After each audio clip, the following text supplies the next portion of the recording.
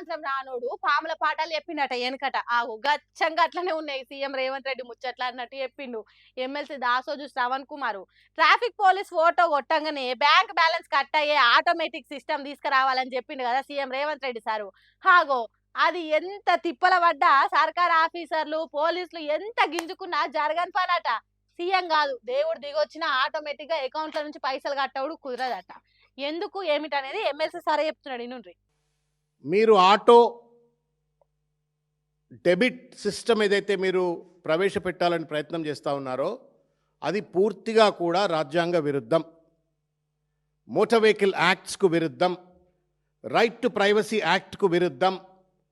మీకు ఇష్టం వచ్చినట్టుగా బ్యాంకులను అదేదో రేవంత్ రెడ్డి గారి ప్రైవేట్ బ్యాంక్ అయినట్టుగా వాటిని నేను డైరెక్ట్గా అకౌంట్ డీటెయిల్ తీసుకుంటా, అందులో నుంచి డైరెక్ట్గా డబ్బులు నేను రెజ్యూమ్ చేసుకుంటా, డెబిట్ చేసుకుంటా అని చెప్పనైతే మాట్లాడుతుండో ఇది పూర్తిగా కూడా రాజ్యాంగ ఉల్లంఘన, రాజ్యాంగానికి వ్యతిరేకము, చట్టాలకు వ్యతిరేకము, రైట్ టు ప్రైవసీ యాక్ట్కు వ్యతిరేకము, ఫండమెంటల్ రైట్స్కు కూడా ఇది వ్యతిరేకం. రేవంత్ రెడ్డి గారు నాకు అర్థం కావట్లేదు, మీరు ఎవరితో మాట్లాడతారా? ఉట్టినే నోటికి ఏదొస్తుంది మాట్లాడతారా మీరు? ఈడ జల్లని రూపాయి ఇందూర్లో జల్లుతుందా అన్నట్టు అసలు రాజ్యాంగానికే వ్యతిరేకం అంటే దాన్ని అట్లా చేస్తా ఇట్లా చేస్తా అని మాట్లాడుతున్నావు, తెలిసి తెలియనట్టు మాట్లాడుతున్నావా లేకుంటే నోటికి ఏదొస్తుంది మాట్లాడుతున్నావు అన్నట్టు గట్టిగానే గరమయ్యాడుచుకున్నాడు. కోర్టులకు పోతే నెత్తి మీద సూతతో పడా పడా కొడుతుంది.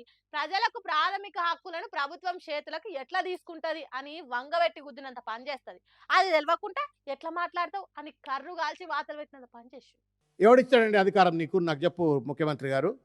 దేశానికి రాజువా నువ్వేమన్నా? క్రౌన్లెస్ కింగ్ అయింది? భారత రాజ్యాంగం ఏం లేదా? ఇష్టం వచ్చినట్టు మంది బ్యాంకులను మొత్తం లోబర్ చేసుకొని డబ్బులు వసూలు చేస్తావు. వీలవుతుందా? ప్రజెంట్ లాస్ అలౌ చేస్తాయా? నువ్వు రాస్తేవి అలా పేపర్లలో ఫ్రంట్ పేజీలలో వార్తలు వచ్చాయి, ఇంగ్లీష్ పేపర్లో తెలుగు పేపర్లో అన్ని వార్తలు వచ్చాయి, టీవీలలో చర్చలు అయిపోయాయి. ఖతం, నీ పని అయిపోయింది. నీకు సెన్సేషనలిజం అయిపోయింది. పేపర్లో వార్తలు వచ్చినాయి, ప్రజల్ని మభ్యపెట్టాలా, అదిరించాలా, బెదిరించాలా? ఇది ఎక్కడ రాజకీయము? మరి అంతే కదా, ప్రతిపక్షంలో ఉన్నప్పుడు ఏం మాట్లాడినా చెల్లింది. కానీ ఇప్పుడు రేవంత్ రెడ్డి రాష్ట్రానికి ముఖ్యమంత్రి కాబట్టి అన్ని తీర్ల రూల్స్ తెలుసుకున్నాకనే మాట్లాడాలి.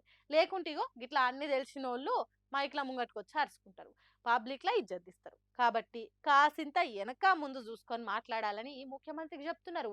ఈ దాసోజు శ్రవణ్ కుమార్ మాటలు విన్న తెలంగాణ జనం ఇప్పుడు